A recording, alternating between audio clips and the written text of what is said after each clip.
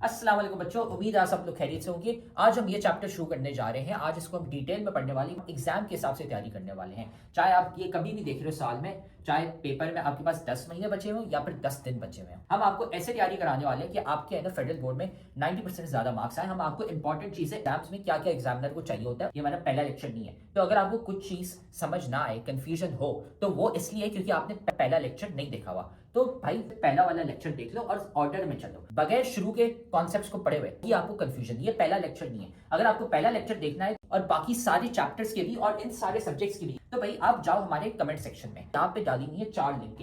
इसमें पूरी किताब की हमने प्लेलिस्ट डाली हुई है, इसको दबा दो, आपको है ना सारे लेक्चर्स मिल जाएंगे इस पूरे के पूरे सब्जेक्ट के। डाले में फ्री के नोट्स, यहाँ पे नोट्स कोई एमी नोट्स नहीं है। ये आप लिंक दबाओगे तो खुलते हैं, आपके पास हमारे 300 बच्चे जो थे जिनके 90% ज्यादा मार्क्स आए थे, उनके हमने नोट्स कंपाइल करके आपके लिए डाले हुए ताकि आप भी है ना अपने एग्जाम की तैयारी कर सको। सारे के सारे नोट्स हमने डाले हुए इन 300 बच्चों के। तो भाई ये देखो यहाँ पे पड़ा हुआ है हमारे सब्सक्राइब का बटन, इसको सब्सक्राइब कर लो, ठीक है। बेल्स भी है ना यहाँ पे दबा दो, लाइक करो वीडियो को और साथ में जाके कमेंट करो अपना वीकेस्ट चैप्टर। भाई कौन सा चैप्टर है जो तुम्हें बहुत मुश्किल लगता है, बहुत वीक लगता है, हम क्या करेंगे उसका निकालेंगे one shot lecture. One shot lecture एक लंबा सा पूरे चैप्टर का लेक्चर होगा, उसमें हम आपको एग्जाम ओरिएंटेड तैयारी कराने वाले हैं ताकि आपके है ना पेपर में 90% मार्क्स आ सके। तो जाके कमेंट करो कौन सा चैप्टर आपको बहुत मुश्किल लगता है। फिर ये याद रखना कि भाई हमारे लेक्चर्स, हमारे नोट्स, सारे गेस्ट पेपर्स काम के होते हैं। ये 300 बच्चे हैं जिनके ना 90% ज्यादा मार्क्स आए थे। तो सारा मटेरियल कमेंट सेक्शन में सबसे पहला कमेंट है, वहां पे पड़ा हुआ है। और अगर आप भी उन बच्चों की तरह 90% ज्यादा मार्क्स लाना चाहते हैं तो आप भी ना हमारी बैच ज्वाइन कर सकते हैं,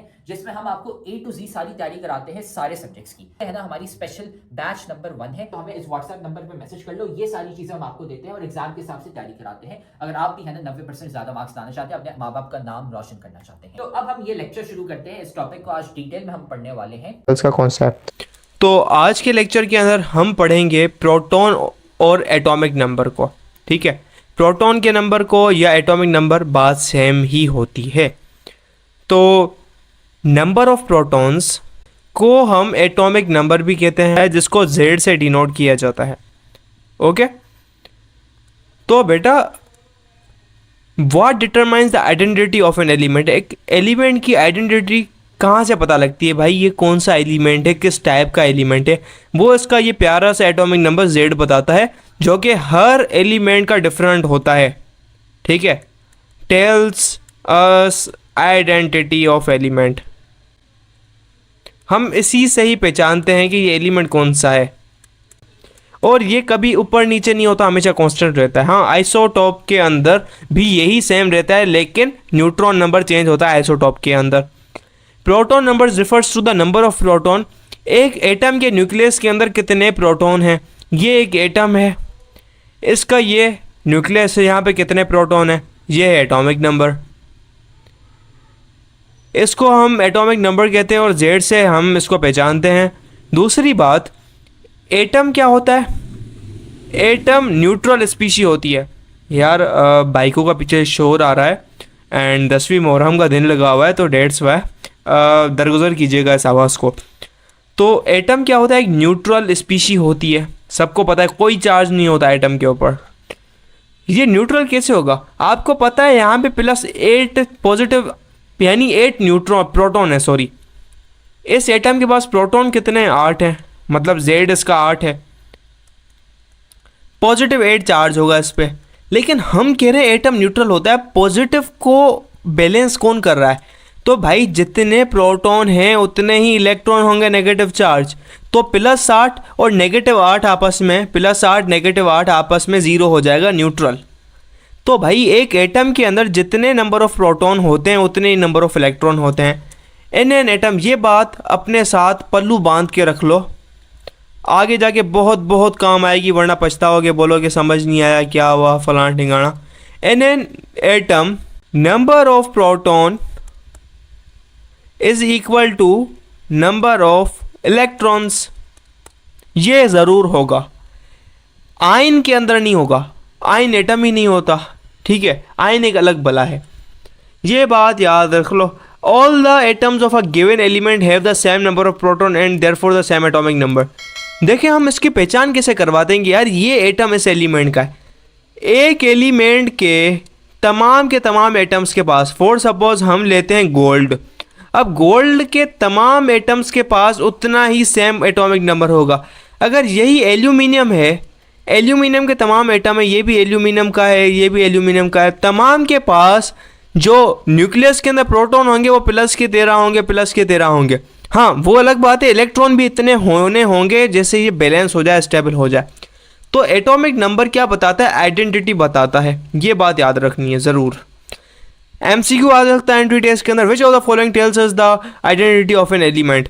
न्यूट्रॉन, इलेक्ट्रॉन, एटॉमिक नंबर या नन ऑफ दीज, या अल्फा पार्टिकल। आपको टिक लगाना है प्रोटॉन पर। Uniqueness of proton number, each element has a unique proton number that distinguishes it from other element. एक एलिमेंट के पास स्पेसिफिक नंबर का एटॉमिक नंबर है, स्पेसिफिक नंबर ऑफ प्रोटॉन है, जो कि इसको डिफर करते हैं दूसरे एलिमेंट से। दो एलिमेंट आपस में सेम नहीं होते। क्यों नहीं होते? क्योंकि इनके पास एटॉमिक नंबर अलग है। Okay, it determines the various properties of an element and its position in the periodic table. इससे हमें पीरियोडिक टेबल के अंदर इसकी पोजीशन पता चलती है, इसकी प्रॉपर्टीज पता चलती हैं। ये भाई कितने एटम इसके पास, क्या कितने शेल आएंगे, कितने इलेक्ट्रॉन ये अपनी तरफ खींच सकता है। जेड इफेक्टिव इसके ऊपर डिपेंड करता है। जेड इफेक्टिव क्या होता है बेटा? भाई इफेक्टिव न्यूक्लियर चार्ज। हमने आयोनाइजेशन एनर्जी के कॉन्सेप्ट के अंदर पढ़ा था, एटॉमिक रेडियाई के कॉन्सेप्ट के अंदर पढ़ा था। एलिमेंट्स, जो पीरियोडिक टेबल आपने पढ़ा हुआ है, modern periodic table, modern periodic table के अंदर एलिमेंट्स एटॉमिक नंबर के बेस पर अरेंज होते हैं। एटॉमिक नंबर के बेस पर अरेंज होते हैं आपस में, लेफ्ट टू राइट जाते हुए एटॉमिक नंबर चेंज हो रहा होता है। तो ये एटॉमिक प्रॉपर्टी होती है जो है रिपीटेशन के अंदर आ रही होती है। Thus the number of proton determines each particular element. भाई नंबर ऑफ प्रोटॉन ही बताएगा कौन से टाइप का जो है आपके पास एलिमेंट है। This will tell you what element you are talking about. ये आपको बताएगा भाई आप किसके बारे में बात कर रहे हो। फॉर एग्जाम्पल है हमारी बुक के अंदर एक एटम है जिसके पास क्या है, प्रोटॉन नंबर है 6 का। तो भाई ओनली पूरे पीरियोडिक टेबल के अंदर एक ही एटम एलिमेंट है जिसके पास 6 प्रोटॉन होते हैं उसके एटम के न्यूक्लियस के अंदर, वो होता है कार्बन। हमें पता चल गया भाई कार्बन होता है ये, it must be carbon. If an atom has 11 proton, 11 proton पे भाई क्या आता है मेरी जान? सोडियम आता है। तो ये सोडियम होगा, हमें पता चल गया। नाइट्रोजन की बात हो रही है, मतलब 7 प्रोटॉन है। 8 प्रोटॉन की बात हो रही है, ऑक्सीजन है। हमें भाई पता चल जाता है प्रोटॉन के नंबर गिनते ही भाई किस टाइप का एलिमेंट है, कौन बंदा है ये, यानी आइडेंटिटी है इसकी। समझ रहे हो? आइडेंटिटी है इसकी। यानी ऐसे समझ लो फुटबॉल गेम के अंदर जो प्लेयर्स होते हैं उनकी शर्ट पे नंबर लिखा होता है, 27, 13, 796, 7, 49। आप बोलोगे 49, पता चल जाएगा। क्रिस्टियानो रोनाल्डो का जो नंबर होता है शर्ट का, मुझे तो नहीं पता, मैं फैन नहीं हूँ फुटबॉल का, उसका जो शर्ट का नंबर होगा, आप बोलोगे उसका नंबर, लोग पहचान जाएंगे भाई ये किसकी बात कर रहा है, रोनाल्डो की बात कर रहा है। विराट कोहली अगर 19 से, धोनी 23 से, आप 23 का नाम लोगे भाई हर कोई बोलेगा महेंद्र सिंह धोनी। ये इनका कोड है, समझ रहे हो? न्यूक्लियर नंबर और एटॉमिक मास। भाई न्यूक्लियर नंबर और एटॉमिक मास बहुत बहुत बहुत बड़ी गलती है। The biggest mistake of this book. भाई लिखने वालों को गैरत नाम की चीज़ नहीं है। भाई ये क्या लिखा हुआ है इन्होंने, न्यूक्लियर नंबर और एटॉमिक मास। एग्जाम्पल देता हूँ भाई, मैं अगर आपको कहूँ आपके पास क्या है, एक डजन क्या है बनाना है, आप क्या बोलोगे? यार मेरे पास 12 बनाना है। कितने बनाना है? 12। क्या मैंने इसका आपको मेज़ बोला? मैंने आपको मेज़ बोला नहीं यार, 12 बनाना का वजन थोड़ी बोला है, मैंने तो नंबर बोला है। आप कहोगे सर आपने मुझे क्या बोला है? सर आपने ना मुझे नंबर ऑफ बनाना कहा है कि आपके पास 12 बनाना है। ठीक है, अगर मैं आपको कहूँ 1 किलो नारंगी, अब 1 किलो के अंदर भाई पता नहीं 4 आए 5 आए, बड़ी बड़ी हैं तो 3 आए नारंगियाँ, छोटी छोटी हैं तो 11 आ जाएँ। तो आप बोलोगे सर आपने हमें मेज़ बोला है ऑरेंज का मेज़ है 1 किलो, पता नहीं इसके अंदर कितनी आएंगी। भाई ये लेक्चर तो तुम बहुत मजे से देख रहे हो, लेकिन तुम्हें पता है कि लेक्चर देखने से खाली 90% मार्क्स नहीं आ जाते। असल में भाई मार्क्स कैसे आते हैं? तो भाई ये लेक्चर देखने के बाद आपने नोट्स खुद के बनाने होते हैं और फिर साथ में आपने प्रैक्टिस भी करने होते हैं सवाल।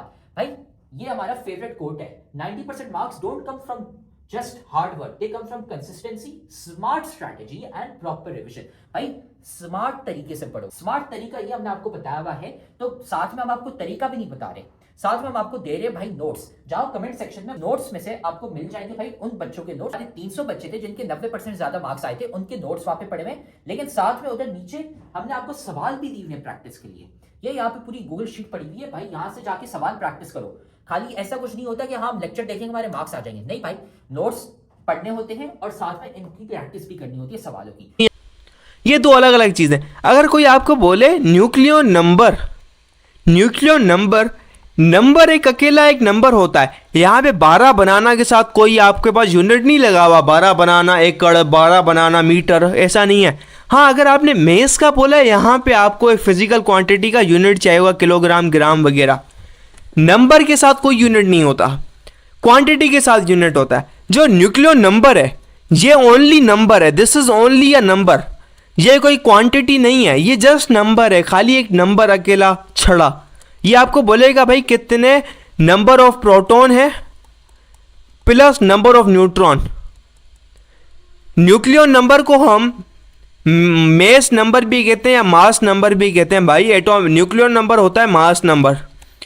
न्यूक्लियो नंबर को हम मास नंबर भी कहते हैं क्योंकि भाई कितने नंबर हैं उन पार्टिकल्स के ये वो बताता है. 7 प्रोटॉन 7 न्यूट्रॉन 14 आ गया नंबर.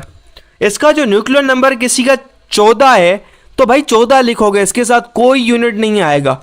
हाँ, जबकि एटॉमिक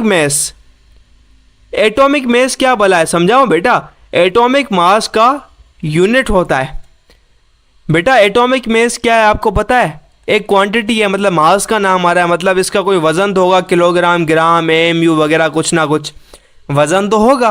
तो बेसिकली ये एक क्वांटिटी है, ये नंबर नहीं है, क्वांटिटी है. इसके पास कोई ना कोई यूनिट भी होगा, वो सिर्फ नंबर है. ये बहुत बड़ा फ़र्क है. बहुत सारे टीचर बहुत इसके अंदर भंड मार देते हैं. सिंध बोर्ड की बेटा, कौन से बोर्ड की? सिंध बोर्ड की क्लास 9 की जो न्यू किताब आई है ना केमिस्ट्री की, और फिजिक्स की जो मैट्रिक की किताब है, उसके अंदर भी ये भंड हुआ पड़ा है. जो कि उस्ताद, ये जो बड़े बड़े प्रोफेसर उन्होंने जिन्होंने भंड मारा है इसके ऊपर, ठीक है. तो ये गलती मत कीजिएगा. The total number of proton and neutron in atom is called as mass number और न्यूक्लियर नंबर. सही बात है, डेफिनेशन इन्होंने सही लिखी हुई है, हेडिंग के अंदर बड़ा गलत किया हुआ है. एटॉमिक मास नहीं कहते और मास नंबर होगा. इधर क्या कर देना, एटॉमिक मास को काट के इधर लिख लो मास नंबर. सिंपल ये कर लो भाई. अब क्या करो, number of proton plus number of neutron, जिसको कहते हैं मास नंबर, क्योंकि एटम का मास इसके ऊपर डिपेंड कर रहा होता है. Pure nucleon number. न्यूक्लियन कहते हैं पार्टिकल इनसाइड न्यूक्लियस. ये दोनों पार्टिकल होते हैं इनसाइड न्यूक्लियस. ये ओनली नंबर है, कोई यूनिट नहीं है भाई. कितने नंबर हैं, वजन नहीं करना इसका, वो मास वगैरह नहीं निकालना, समझ रहे हो. अब मुझे ये नहीं कहना वजन वेट को कहते हैं. वेट और मास के अंदर बड़ा फर्क है. आप कहते हैं ना आपका वजन क्या है, तो वो वेट अलग चीज़ है. वेट एक फोर्स होती है, मास एक क्वांटिटी है. मास आपके अंदर कितना जो है ना मीटर भरा हुआ है, वो मास अलग है आपका, जो इसको आप किलो के अंदर नापते हैं. Some atoms of element have different number of neutrons such as atoms called isotopes. Isotope मैंने आपको बताऊं आइसोटोप क्या होता है. देखें, 2 डिफरेंट टाइप के आपके पास एटम्स हैं. ये अलग एलिमेंट, ये अलग एलिमेंट है. जब आपने इसके न्यूक्लियस को देखा, आपने कहा होगा दोनों के न्यूक्लियस के अंदर फर्क होना चाहिए, मतलब दोनों का एटॉमिक नंबर डिफरेंट होना चाहिए. आपने देखा इसका एटॉमिक नंबर Z क्या था, इसका था 6, इसका भी Z था 6. आपने कहा यार इनका एटॉमिक नंबर सेम है लेकिन दोनों बिहेव अलग तरीके से कर रहे हैं. मैंने आपको क्या बोला, एक एटम की आइडेंटिटी होती है एटॉमिक नंबर. तो Z सेम है दोनों का, लेकिन दोनों अलग अलग चीज़ें. तो हमने देखा यार इसके अंदर कितने न्यूट्रॉन है, इसके अंदर 6 न्यूट्रॉन है और इसके अंदर कितने 7 न्यूट्रॉन. तो हमने कहा यार मतलब ये दोनों सेम फैमिली के बंदे, लेकिन न्यूट्रॉन का जो नंबर है ऊपर नीचे होने की वजह से इसकी प्रॉपर्टीज चेंज हो रही हैं.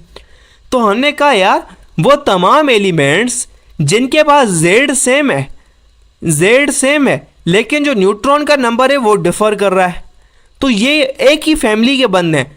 तो इन एक फैमिली के बंदों को हम कहते हैं आइसोटॉप्स. आइसोटॉप्स क्या है भाई, इनके पास proton number atomic number same है, लेकिन ये न्यूट्रॉन नंबर कम ज़्यादा होने की वजह से इनकी प्रॉपर्टीज चेंज मार जाती हैं।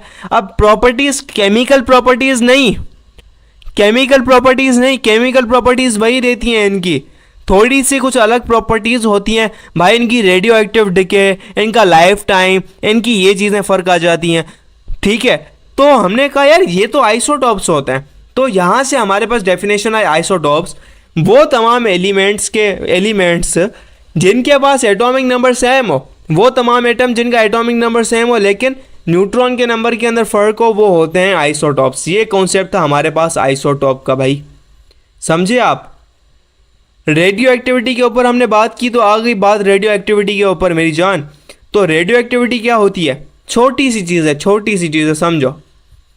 रेडियो एक्टिविटी बेसिकली कुछ बड़ी बड़ी चीज़ें होती हैं ना, बड़े चीज़ें होती हैं, वो आपस में ना स्टेबल नहीं हो पाती।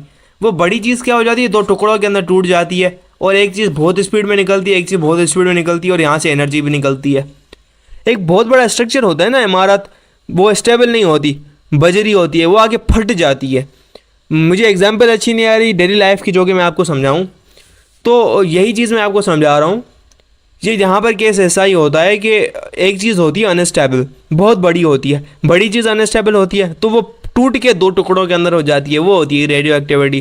ठीक है, इसको हम रेडियो एक्टिव डिके भी कहते हैं।